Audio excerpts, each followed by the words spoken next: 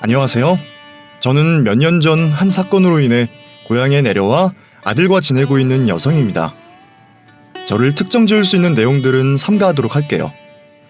제 사연이 워낙 충격적이라 아직은 조심스럽거든요. 어떤 분들은 제 사연을 다른 매체를 통해서 들어보셨을 겁니다. 사연이라고 하기보다는 사건에 가까운 이야기이니까요. 그만큼 저에게도 꺼내기가 힘든 이야기인데요. 계속 용기를 내지 못하면 더 이상 앞으로 나아갈 수 없을 것 같아 이렇게 익명을 빌려 입을 떼어보게 되었습니다. 혼자 말하려고 하니 참 어색하네요. 그냥 바로 제 이야기를 시작해볼게요. 장애를 가지고 태어난 저는 어려서부터 고생이 심한 편이었습니다. 심각한 장애는 아니라 일상생활이 힘들 정도는 아니었지만 장애를 가졌다는 이유로 마음고생을 해야 했거든요. 겉으로 보기에는 이상이 없어 보이지만 가까이서 지내다 보면 드러나는 저의 장애 탓에 저는 어려서부터 친구를 쉽게 사귈 수가 없었습니다. 어쩌다 마음을 열고 다가가도 저에게 상처를 주고 사람들에게 왕따를 당하다 보니 저는 사람을 쉽게 못 믿게 되었고 결국 주변에 사람이 별로 없었어요. 또 몸이 조금 불편할지라도 충분히 혼자서 생활할 수 있는 저를 동정하며 제가 자신들과 다르다고 생각하고 억지로 도움을 주려는 사람들 때문에 더 불편한 일들이 많았죠. 그래서 마음 터놓을 친구 한 명 사귀기 어려웠던 저는 당연히 결혼도 못하게 될 줄 알았습니다. 상처를 너무 많이 받았던 탓에 누가 나 같은 사람을 사랑해주려나 기대를 하지 않았던 거죠. 그랬던 제가 남편을 만나고부터 세상에 점점 마음을 열기 시작했어요. 남편은 장애가 있던 저를 장애인으로 보지 않았고 자신과 다름없는 평범한 사람처럼 봐주던 사람이었거든요. 제가 몸이 불편한 건 알았지만 연민을 가지지 않고 저를 그저 평범한 사람으로 남들과 다를 것 없이 대해주었죠. 그런 남편에게 저는 호감을 느낄 수밖에 없었고 결국 저희는 연애 끝에 결혼까지 성공하게 되었습니다. 저는 남편을 만난 것이 제 인생의 최고의 행운이라 생각하며 남편과 아기자기하고 행복한 삶을 꿈꾸게 되었어요. 저희 남편은 작은 사업을 하고 있었는데 보통 사업하는 사람들처럼 대단한 돈을 벌었던 건 아니었지만 저희 부부가 생활하는 데 모자랄 정도는 아니었어요. 남편과 제가 크게 욕심이 있는 사람들이 아니었고 저희가 먹고 살 정도라면 더 바라는 게 없어 그 삶이 만족스러웠죠. 나름 워라밸도 지키며 부족하다 생각하지 않고 여유 있는 삶을 즐기던 저희 부부에게 어느덧 아이까지 찾아오게 되며 저희들은 더욱더 사랑이 넘치는 가정이 되어갔습니다. 그런데 행복과 불행은 같이 찾아오는 건지 때마침 늘어난 경쟁업체 탓에 안정적이던 남편의 사업은 위태로워졌습니다. 남편은 같은 업계 업체들과 경쟁보다는 상생을 하고 다같이 성장하고 싶어하던 사람이었는데 다른 사람들은 그렇지 않은 건지 다른 경쟁업체들에서 공격적인 경쟁을 걸어오기 시작했죠. 경쟁업체에서는 자신들의 손해를 감수하고서까지 저희 남편 회사를 망하게 하려 안달이었고 절대로 마진이 나올 수 없는 가격으로 판매를 시작하며 이른바 치킨 게임을 시작했어요. 정직한 제품으로 정직한 가격을 유지하던 남편은 저가의 저품질 제품을 파는 경쟁업체에게 점점 밀려나기 시작했고 애초부터 자본금이 많지 않았던 남편의 사업은 오래 버티지 못하고 망하고 말았습니다. 그럼에도 남편은 저와 아이를 위해 몸을 쓰는 일을 하며 일어서려고 했지만 너무 무리한 탓인지 엎친 데 덮친 격으로 몸까지 안 좋아지며 결국 일을 할 수 없게 되었죠. 사업 실패로 빚까지 생긴 와중에 돈벌이가 없다 보니 집안 형편은 너무 안 좋아졌어요. 하지만 당분간은 무리하지 않고 휴식을 취해야 한다는 의사 선생님의 말씀에 저는 남편을 집에 두고 제가 남편 대신 생활비를 벌기로 했죠. 처음에는 아르바이트 자리도 구하고 어떻게든 생활비를 벌어보려 했어요. 하지만 제가 당시 임신 중이었던 탓에 저도 일을 오래 할 수는 없었습니다. 제가 하고 싶다고 한들 임산부에게 일을 시켜줄 만한 사람들이 많지 않았으니까요. 그래서 궁주에 몰린 저희 부부는 결국 누군가의 도움을 받을 수밖에 없었습니다. 그리고 그때 도움의 손길을 내밀어 주신 것이 바로 저희 형님이었죠. 형님은 부잣집 막내딸로 친정집안의 도움으로 회사를 운영하고 있어 경제적 여유가 있던 분이었거든요. 그래서 안타까운 저희 사정을 듣게 된 형님이 도움을 주고 싶어 하셨어요. 동서, 지금 상황이 많이 안 좋다며? 그럼 진작 나한테 도와달라고 하지 그랬어. 임신한 몸으로 일까지 다니느라 얼마나 고생이 많았겠어. 그래도 저희도 염치가 있지 어떻게 도움만 받겠어요. 저도 해보는 데까지는 해보려고 그랬죠. 내가 못 도와줄 형편도 아닌데 왜 고집을 피워? 그러고 보면 동서는 어려서부터 고생을 많이 해서 그런가? 사람이 참 겸손하고 욕심이 없는 것 같아. 그래도 도움 필요할 때는 도와달라고 말하는 것도 용기인 거지. 우리가 다 한 가족인데 설마 가족끼리 못 도와주겠어? 내가 이제라도 알았으니 다행이지. 안 그랬으면 동서나 상우나 얼마나 고생 심했겠어. 나는 동서 생각하면 늘 짠해. 저희를 도와주고 싶으시다던 형님은 당장 급한 빚을 대신 갚아주셨고, 주기적으로 검사와 치료를 받으러 병원을 다녀야 해서 제대로 된 직장 생활이 불가능했던 저희 남편에게 편의를 봐주셔서 형님이 운영하시는 회사에 취직까지 시켜주셨어요. 상우 지금 저 몸으로 어딜 가겠어. 그렇다고 만삭인 동서가 일 다닐 수도 없는 거고. 내가 사정 봐서 상우한테 우리 회사 자리 하나 마련해줄게. 마음 같아서는 그냥 생활비로 챙겨주고 싶은데 조건도 없이 그냥 돈만 주면 동서나 상우나 괜히 마음 불편할 거 아니야. 그러니까 우리 회사 나와서 일하고 마음 편히 돈 받아가. 정말 감사해요, 형님. 근데 저희 남편이 지금 몸 상태가 엉망이라 제대로 일을 할 수 있을지 모르겠어요. 오히려 폐가 되는 건 아닌가 모르겠네요. 우리 사이에 무슨 그런 걱정을 해. 나도 우리 서방님 고생시킬 마음 없어. 내가 대표인데 내가 설마 그 정도 편의도 못 봐줄까봐? 힘든 일 하는 것도 없고 그냥 적당히 자리만 지키면 되니까 부담 갖지 말고 출근하라고 그래. 그 정도면 동서도 마음 놓겠지? 어려울 때 손 내밀어주는 사람을 평생 잊을 수 없다고 하던데 형님이 저희를 위해 그렇게까지 신경을 써주셔서 너무 감사하더라고요. 그런데 사실 처음에는 형님의 그런 호의가 믿어지지 않아 당황스러울 정도였어요. 사실 저희 부부와 형님이 그동안 가까운 사이는 아니었거든요.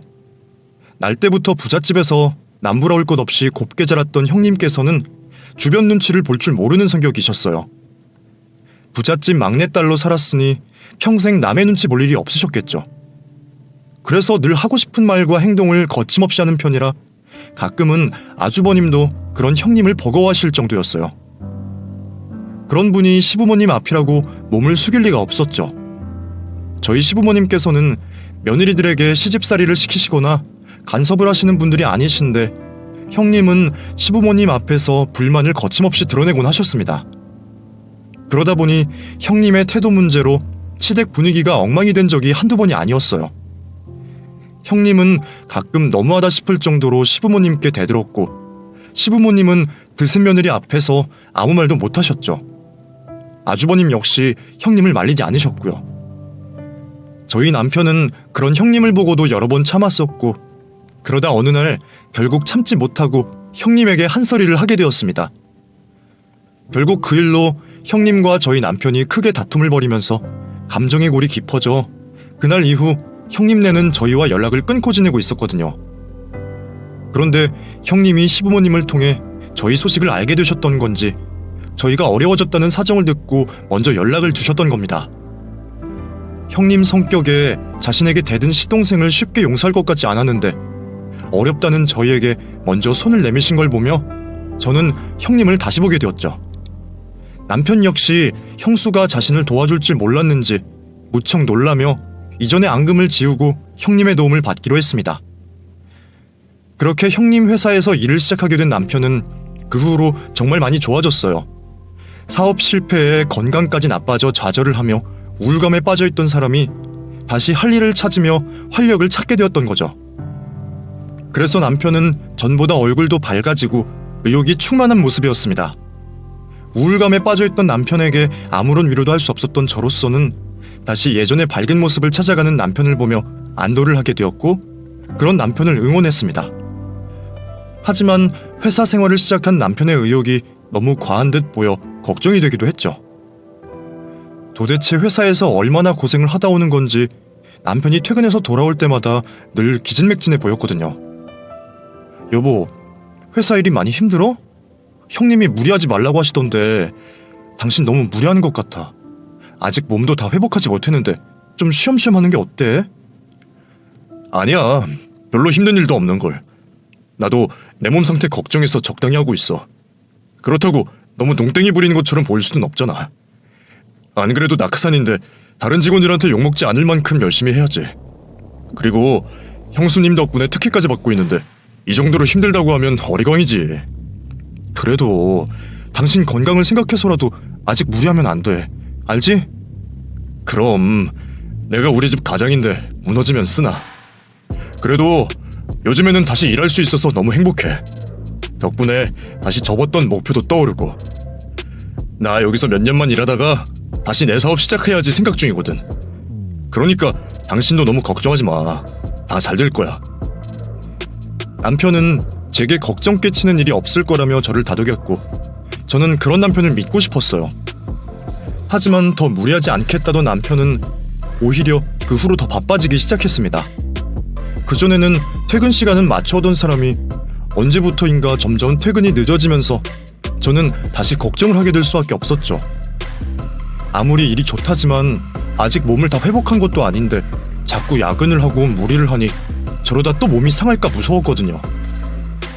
그런데도 남편은 자꾸 괜찮다고만 하니 남편을 붙들고 얘기하는 의미가 없겠다 싶었던 저는 고민 끝에 형님에게 직접 연락을 드리기로 했습니다. 제 말은 워낙 안 들으니 형님이 좀 말려주시라고 말이에요. 형님, 저예요. 혹시 지금 통화 괜찮으세요? 동서가 나한테는 어쩐 일이야? 그게 저희 남편 때문에요. 상우? 상우가 왜? 회사 생활에 문제 있다고 해? 아니요, 저희 남편이 불만이 있다는 게 아니라 제가 좀 걱정이 돼서요. 그게 사실은 요즘 들어서 남편 퇴근이 늦어지더라고요. 말로는 자기가 할 일이 남아서 하고 온다 그러는데 그 사람 몸도 성취하는데 너무 무리하는 게 아닌가 싶어서요. 그렇다고 형님께서 무리하게 일을 시키실 리는 없고 아무래도 저희 남편이 욕심부려서 고집 피우는 것 같은데 제가 적당히 좀 하라고 그래도 도통 말을 안 듣네요. 그래서 형님께서 저희 남편 고집 좀 꺾어주시라고 부탁을 드리려 전화드렸어요. 무슨 소리야? 상우가 야근을 한다니? 그럴 리가 없는데? 내가 알기로 상우 매번 정시 땡하면 퇴근한 걸로 아는데? 형님께서는 남편이 야근을 한 적이 없다며 당황스러워 하시더라고요. 심지어 다른 직원들도 야근하는 일이 없었다고 말이죠. 최근 몇 달간 저희 남편이 야근을 한 적이 없다는 형님의 말에 저는 당황스러웠습니다. 예? 그게 무슨... 남편 말로는 분명 회사에 있다 왔다고 했는데요. 애초에 나는 우리 회사 직원들 그렇게 고생 안 시켜. 그래서 상우도 편하게 회사 생활할 수 있다고 했잖아. 근데 야근? 나는 처음 듣는 얘기네. 설마 상우가 동서한테 야근한다고 거짓말한 거야? 아니에요. 죄송해요 형님. 아무래도 제가 뭔가 잘못 알고 있었나 봐요. 오늘 얘기는 못 들은 걸로 해주세요. 형님이 신경 써주실 만큼 써주셨는데 제가 괜히 이런 일로 걱정 끼쳐서 죄송합니다. 그래, 무슨 일인지 모르겠지만 우리 회사 문제는 아닌 것 같으니까 부부끼리 잘 해결해봐. 설마 상우가 딴 생각할 사람은 아니겠지만 그래도 혹시나 모를 일이 있는 거잖아? 분명 남편은 야근을 했다고 말했는데 형님은 아니라고 하시니 그럼 그동안 남편이 퇴근 후에 대체 뭘 하는지 의아할 수밖에 없었죠. 하지만 그날도 남편은 어김없이 야밤이 다 되어서야 돌아왔고 제게는 계속 회사에 있었다고 말을 했어요. 그러자 갑자기 남편이 의심스러워지기 시작하더라고요. 낮에 형님이 저희 남편이 의심스럽다는 듯 말하던 게 뇌리에 박혔던 거죠. 제가 그동안 남편을 너무 믿고 있었던 건지 혹시 남편이 제게 숨기는 게 있는 건가 싶었습니다. 그동안 저는 한 번도 제 남편이 저를 두고 바람을 필 거라 생각하지 않았었어요. 하지만 한번 의심하기 시작하니 생각이 걷잡을 수 없었죠. 사실 그동안 남편에게 이상한 점들이 있었거든요. 가끔씩 남편 옷에서 웬 여자 향수 냄새가 난다던가 출근할 때 입고 갔던 옷을 어디 두고 다른 옷을 입고 온다던지 하는 일이 말이죠. 여보, 근데 회사에서 옷을 갈아입었어? 출근할 때 입었던 옷이 아니네? 요즘 내가 더위를 타는지 땀을 너무 많이 흘려서 말이야. 그래서 찝찝해서 갈아입었어. 땀? 당신 땀 잘 안 흘리잖아. 회사가 그렇게 더웠어? 그건 아닌데 그냥 내가 몸이 안 좋아지고 땀이 많아진 것 같아. 한번 땀나면 땀 냄새 날까봐 그냥 갈아입었어. 땀이 나서 갈아입었다. 옷에 뭘 흘렸다. 그러면서 남편이 옷을 바꿔 입고 온 것도 여러 번이었지만 당시에는 남편 말을 그대로 믿고 별다른 생각을 하지는 않았었죠. 그런데 남편이 그동안 야근을 하지 않았다고 하니 혹시 옷을 갈아입었던 것도 다른 이유가 있었던 건 아닌지 의심스러운 겁니다. 하지만 별다른 정황은 없는 탓에 남편을 믿고 싶었던 저는 남편에게 직접 물어보지 못했어요. 그냥 언젠가 남편이 사실을 말해주기를 믿고 기다릴 뿐이었죠. 그런데 이제 와서 생각해보면 그때 기다리지 말고 그냥 남편에게 물어봤어야 했어요. 그렇게 했더라면 지금 이 순간이 달라졌을 수도 있었을 테니까요. 제가 이렇게 생각하는 건 남편과 대화할 때를 기다리다 결국은 영영 놓치게 되었기 때문입니다. 여느 날처럼 남편은 회사로 출근하고 저는 아이를 돌보고 있었는데 전화 한 통화가 왔어요. 그 전화로 하늘이 무너지는 듯한 느낌을 받게 되었죠. 회사에서 일을 하던 남편이 사고가 났다는 전화였습니다. 회사 건물 비상구 계단에 쓰러져 있는 남편을 다른 직원들이 발견했다고 했죠. 남편의 사고를 직원들을 통해 알게 된 형님은 곧장 의식이 없던 남편과 함께 병원으로 가며 직원들에게 계단 쪽을 비추는 CCTV를 확인해보라고 하셨다고 해요.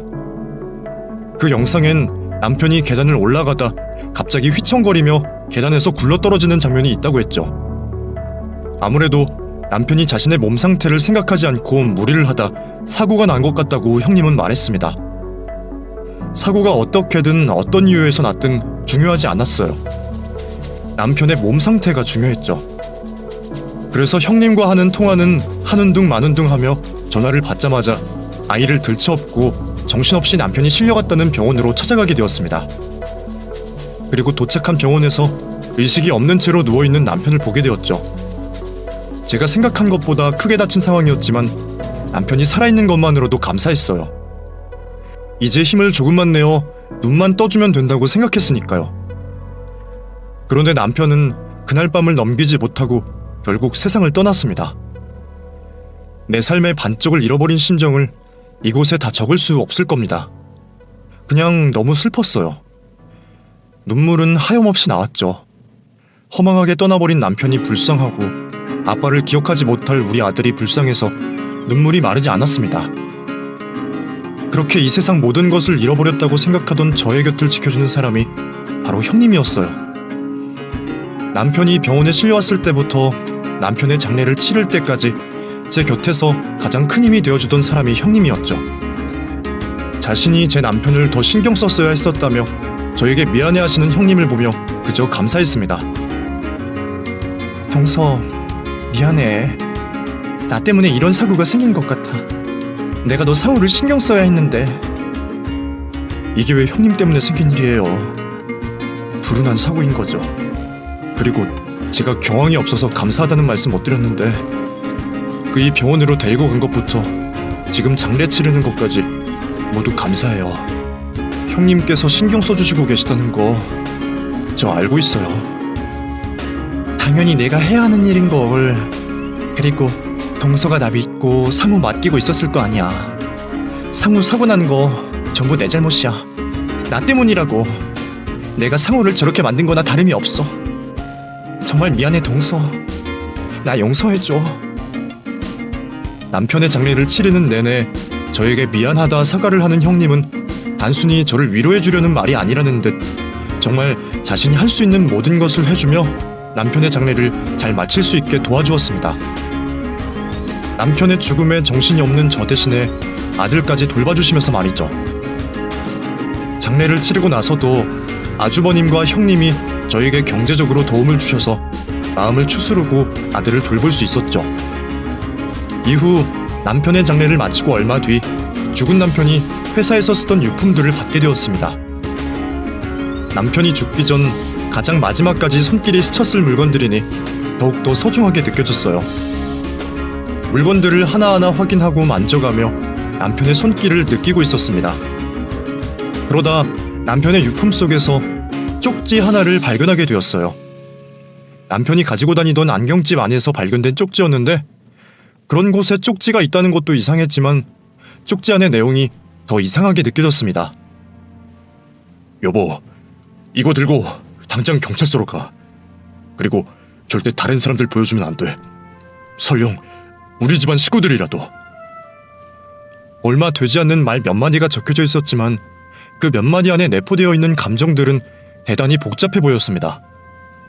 남편이 두려워하는 것 같기도 했고 간절하게 부탁을 하는 것 같기도 했죠.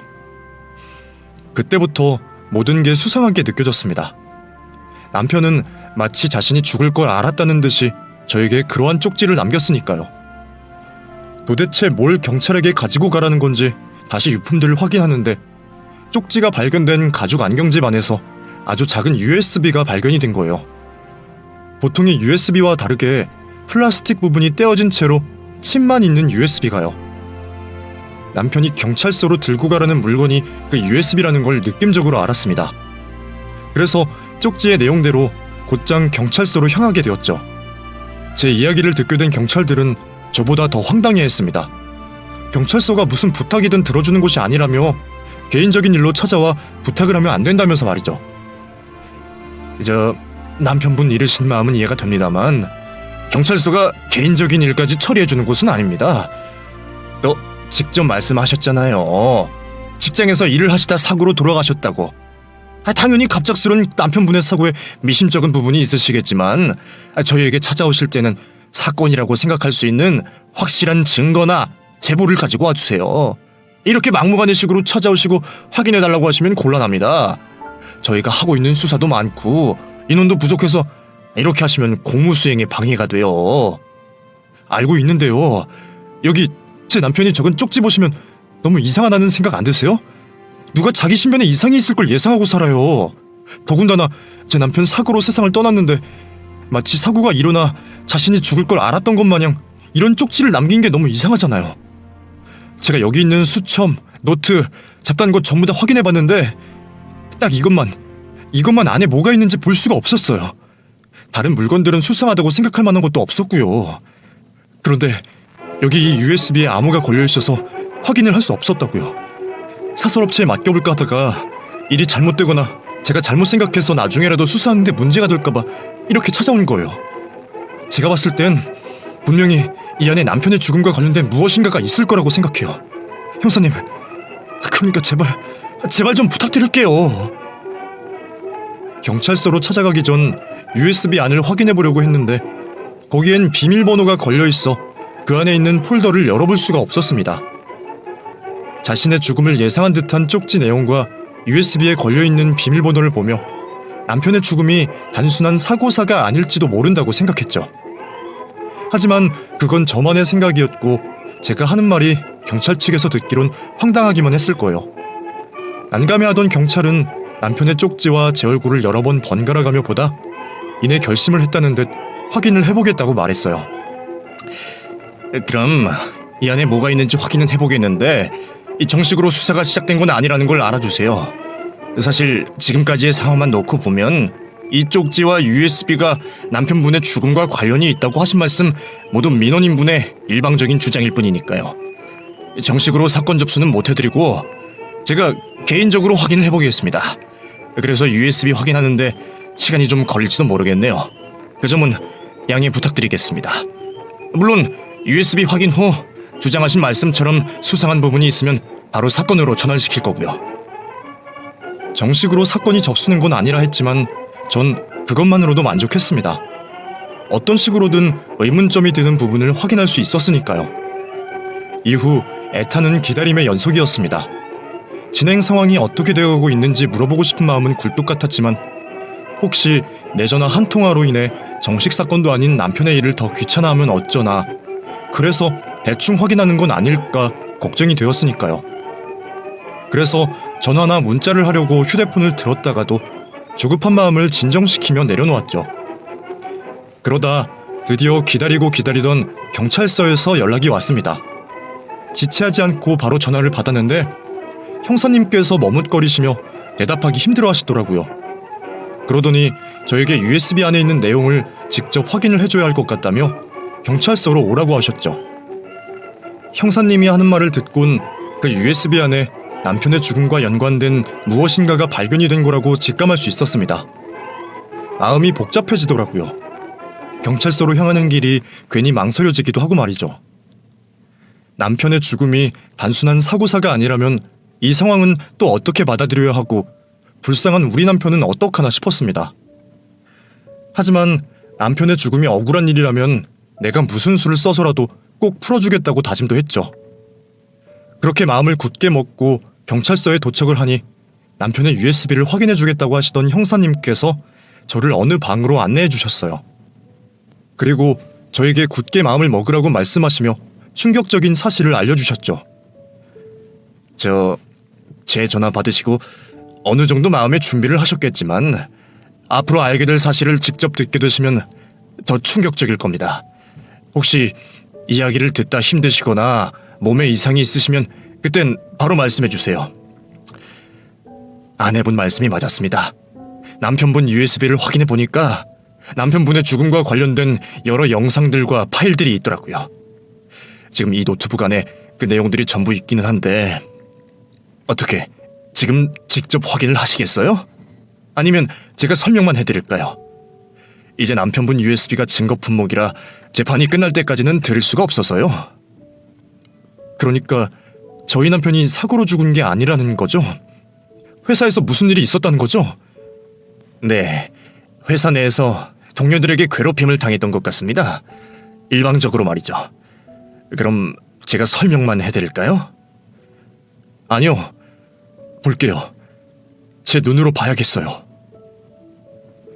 제 입에서 USB 안에 있었던 파일들을 직접 두 눈으로 확인하겠다고 하자 형사는 그 상황이 힘든지 굳은 얼굴로 저에게 동영상들을 틀어주었습니다. 그곳에는 남편이 회사 동료들이라는 사람들에게 괴롭힘을 당하는 장면이 담겨져 있었죠. 회사 CCTV 화면인 듯한 동영상에는 도저히 그곳이 회사라고 생각할 수 없는 장면들이 보였습니다. 남편의 회사 동료들이라는 사람들은 자신들끼리 이야기를 나누다 남편이 다가오면 흩어지기도 하고 앞이 보이지 않을 정도로 서류를 잔뜩 가져가는 남편의 발을 걸곤 넘어지는 모습을 보고 낄낄거리기도 했죠. 일부러 남편이 작업하는 컴퓨터를 꺼버리거나 의자에 뾰족한 물건을 두기도 했고 실수인 척 커피를 남편에게 쏟기도 했어요. 그것 외에도 회사 직원들이 남편을 괴롭히는 영상들은 동영상이 넘어갈 때마다 있었습니다. 도대체 왜 그 이에게 저러는지 모르겠더라고요. 남편이 괴롭힘을 당하는 장면을 보며 제가 너무 힘들어하자 형사님께서는 동영상을 잠시 멈추고 저에게 진정을 할 수 있는 시간을 주셨습니다. 하지만 남편이 당하는 동영상을 반드시 다 봐야 한다고 생각한 저는 멈추고 싶지 않았어요.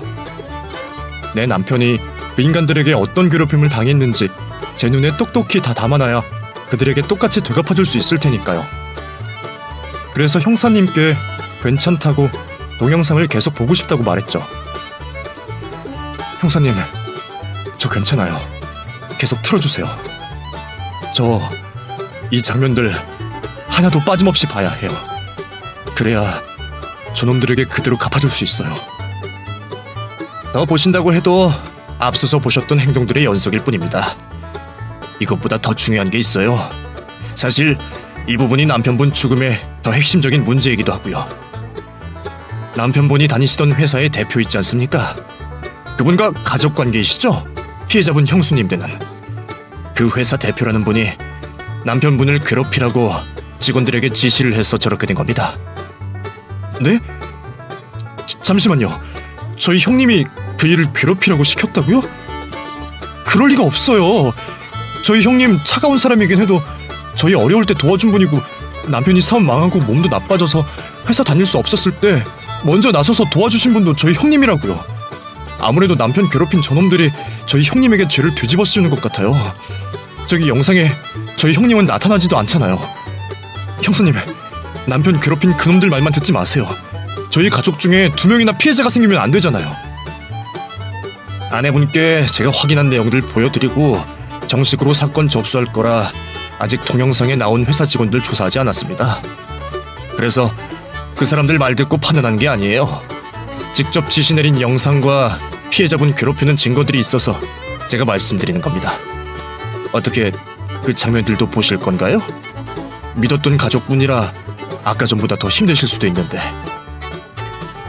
믿겨지지가 않더라고요. 회사 직원들에게 남편을 괴롭히라고 시킨 사람이 다름 아닌 형님이었다니. 형사님이 하는 말을 듣고도 믿기지가 않았습니다. 회사의 대표가 두세 명일 수도 있고 형사님이 착각을 했을 수도 있다고 믿었어요. 아니, 믿고 싶었어요.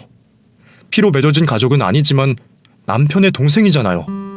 아무리 못해도 남보다는 가까운 사이가 맞잖아요. 그래서 아닐 거라는 말을 되뇌며 형사님이 틀어주는 동영상을 보게 되었죠. 그런데 그 영상 안에 형님이 남편에게 일방적으로 폭언을 하는 장면을 보게 되었습니다. 제가 봐왔던 형님과 전혀 다른 얼굴을 하고 있는 형님을 말이죠. 야, 강상우, 너 뭐 하는 거야? 점심 먹었으면 바로바로 들어와서 일을 해야지. 어딜 가서 삐대고 있었던 거야? 너 지금 내 돈 꽁으로 먹겠다 그거야? 일 설렁설렁 하려고 들어왔어? 네가 열심히 하겠다며. 너 내가 하라는 대로 하겠다고 싹싹 빌어서 내가 받아줬더니 이게 얼마나 지났다고 본색을 드러내? 야, 입 뚫렸으면 말 좀 해봐. 뭐라고 변명이라도 해보라고. 형수님, 그게... 야, 내가 회사에서는 대표님이라고 부르라 했지? 이 새끼가 정말 오늘 약이라도 먹었나 왜 이래? 너 잘리고 싶어서 안 달랐어? 너 잘리는 걸로 끝날 것 같아? 내가 빌려준 돈 바로 갚을 능력은 있어서 지금 이따위로 행동하는 거야? 아닙니다, 대표님. 그리고 방금 전 일은 제가 대표님께 말씀드렸습니다. 저 정기적으로 받아야 하는 병원 때문에 점심 먹고 나갔다 오겠다고요.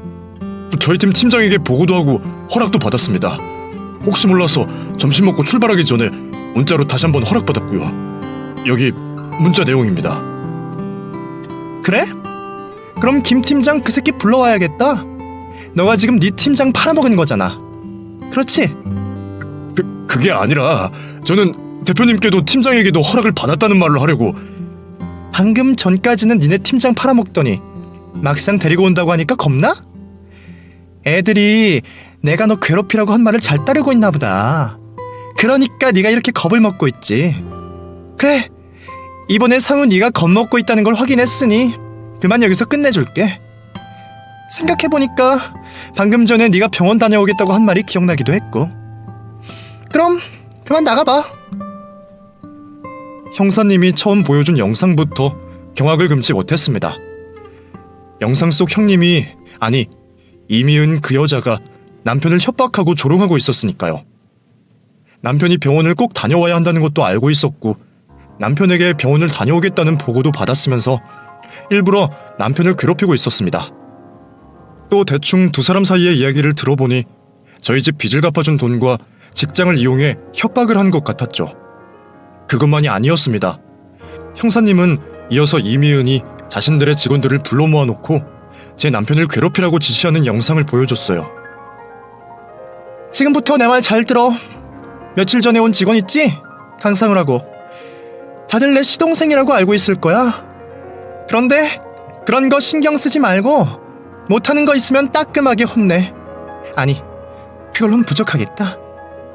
그냥 괴롭혀. 무슨 말인지 알겠어? 다들 이해를 못하겠다는 표정인데 집안일이니까 자세한 건 알 필요 없고 무조건 괴롭히라고.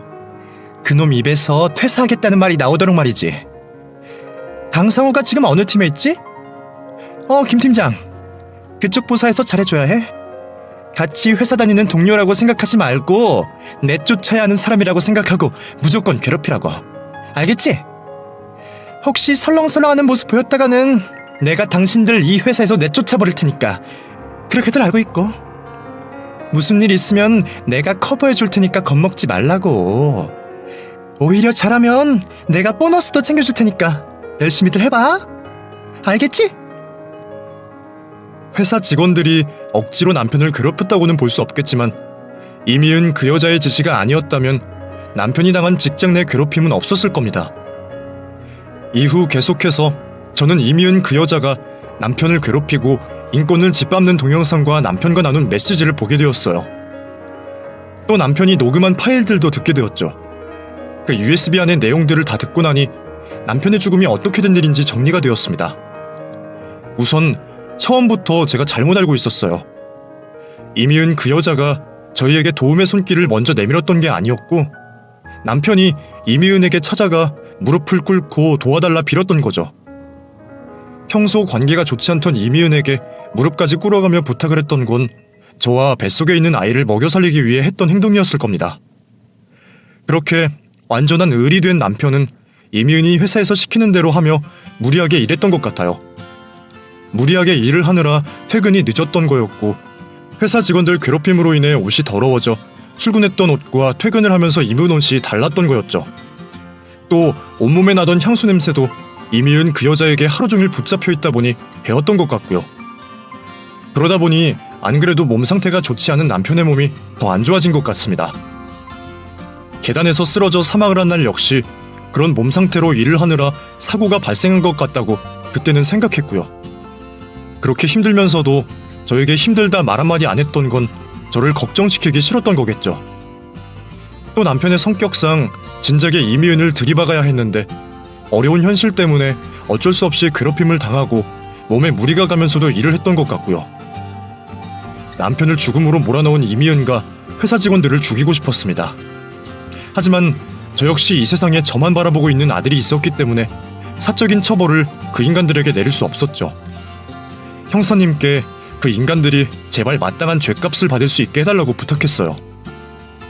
형사님께서는 최선을 다해 수사를 하겠다고 말씀하셨지만 어쩔 수 없이 직장 내 괴롭힘으로밖에 수사가 불가능할 것 같다며 남편이 겪은 일과 비슷한 사건들의 예를 알려주셨죠.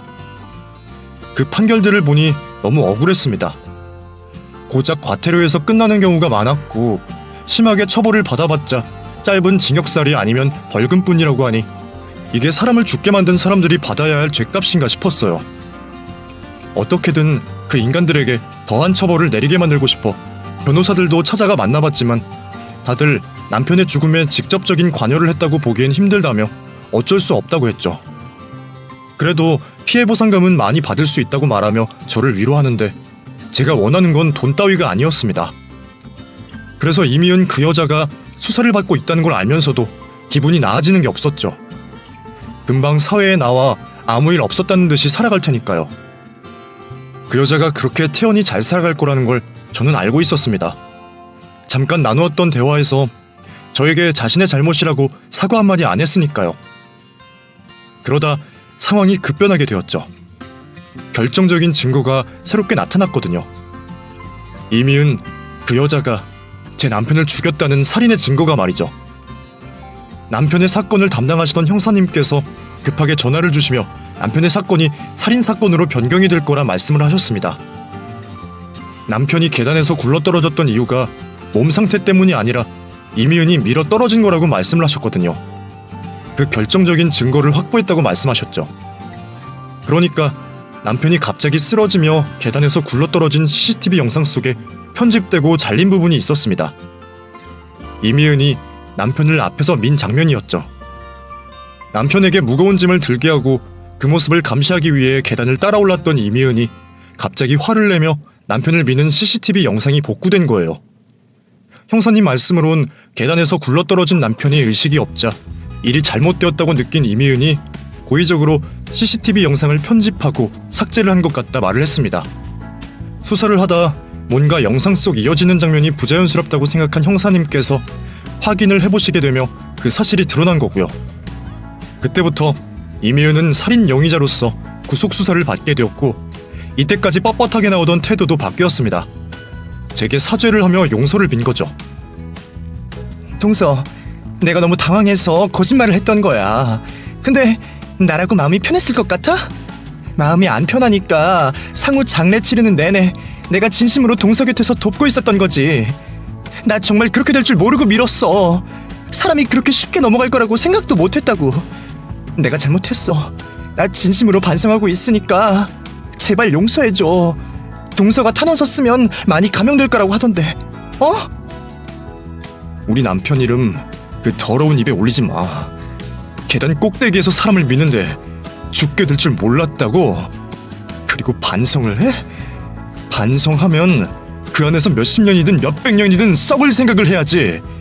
미필적 고의라고 주장하는 건 뭔데? 탄원서는 무슨 개소리고. 우리 남편은 너 때문에 영영 돌아올 수도 없어. 알아? 내 아들은 아빠에 대한 기억이 하나 없이 자라게 됐다고. 너 그 안에서 평생 썩게 할 거야. 설령 네가 징역을 살다 중간에 나오더라도 내 아들 성인만 되면 내가 너 찾아가서 내 남편 당한 것 그대로 똑같이 복수할 거라고. 동서, 제발. 그래, 규성이를 생각해야지. 내가 동서랑 규성이 앞으로 돈 걱정 하나 없도록 해줄게. 한국에서 도저히 살아갈 수 없을 것 같으면 내가 동서랑 규성이 외국에서 자리 잡을 수 있게 해줄 수 있어. 아니면 뭐가 필요할까? 동서가 필요한 만큼의 돈만 말해봐. 내가 다 들어줄게. 그 여잔 자신이 무슨 잘못을 했는지, 가족을 잃은 사람의 마음이 어떤지 모르는 것 같았습니다. 또 진심으로 사죄를 하는 방법도 모르는 것 같았죠. 계속 헛소리만 짓거리더라고요. 그런 여자와 얼굴을 마주하는 것만으로도 역겹고 힘들었지만 그 자리를 만들었던 건 남편을 그토록 괴롭힌 이유를 묻기 위해서였어요. 그런데 그마저도 납득이 하나도 되지 않는 소리를 늘어놓더라고요. 실은 예전에 상우가 가족들 있는 앞에서 나한테 버릇없다고 말한 거 있잖아. 그때 그 일이 너무 분했어. 그래서 딱 내 분이 풀릴 때까지만 괴롭히려고 했는데 내가 눈이 돌았던 것 같아. 미안해, 동서. 자존심 때문이라고 했습니다. 남편을 죽음으로 몰아갔던 이유가 고작 아주 오래전에 자신의 자존심을 남편이 구겼기 때문이라고 했죠. 그것도 따지면 자신이 잘못해서 옳은 소리를 들은 것뿐이었어요. 그러니까 완전히 미친년인 거죠. 사람 목숨을 자신의 자존심보다 못하다고 보는 년인 겁니다. 그전에도 그런 년을 용서할 생각이 없었지만 더 생각이 확고해졌습니다. 법원의 판결이 제가 원하는 만치 나오지 않더라도 내가 그년을 처벌하겠노라 하늘에 대고 다짐했죠. 이후 남편의 살인사건에 대한 재판이 열렸고 몇 번의 휴정과 이미은 측의 항소가 끝이 난 뒤에 최종심이 판결되었습니다. 사람을 죽인 죗값이라고 하기엔 만족하기 힘든 30년형을 받게 되었죠. 그것도 굉장히 잘 받은 판결이라고 하더라고요. 남편이 남긴 피해 증거들이 너무 확실하고 형사님께서 복구하신 영상이 살인을 완벽하게 입증할 수 있는 증거였다면서 말이죠. 그 외에 남편을 괴롭힌 직원들도 근로기준법의 위반으로 처벌을 받게 되었습니다. 남편이 당한 일에 대하면 한참 처벌의 수위가 낮았지만 그게 최선이었어요. 안타깝게도 말이죠. 판결 이후 아주머님은 이미은과 이혼을 하고 저에게 사과를 했지만 전 아주머님도 이미은과 똑같은 사람으로밖에 보이지 않았습니다. 과연 어렴풋이라도 동생이 당하고 있는 일을 몰랐을까 싶었거든요. 그 여자가 자신의 집에서도 전화로 남편을 괴롭혔다고 하니까요. 그래서 시부모님께만 작별 인사를 드리고 저는 친정부모님이 살고 계시는 곳으로 내려왔습니다. 그리고 이곳에서 자리를 잡고 아들과 함께 살아가고 있죠. 제가 이렇게 제 마음만 아픈 이야기를 꺼내는 이유는 두 가지인데요. 하나는 너무 답답해서 그냥 털어놓고 싶은 마음에 하게 되었어요. 제가 그 사건 이후로 사람을 못 믿거든요. 저희 가족들과도 쉽게 꺼낼 수 있는 이야기가 아니라 답답하기만 한 제 속을 풀고 싶어 보내게 되었습니다. 또 하나는 미래를 위해 말하게 되었어요. 아들이 어렸을 때는 상관이 없었는데 점점 자라다 보니 어쩔 수 없이 저도 다른 사람들과 어울려야 하더라고요. 그런데 방금 말했듯이 사람들을 믿지도 못하고 제가 겪은 일을 다른 사람이 알고 있으면 어쩌나 싶어 피해의식도 있다 보니 사람들과 어울리는 게 많이 힘이 듭니다. 그래서 이렇게 제가 겪은 일을 말하고 위로를 받으며 사람들과 어울리는 걸 조금씩 익숙해져 보려고요. 또 아이를 위해서라도 사회에 한 발자국 나아가고 싶고요. 그래서 변화되기 위한 제 첫걸음을 이곳에 찍어보기로 했습니다. 제 사연을 말하는 걸로 말이죠.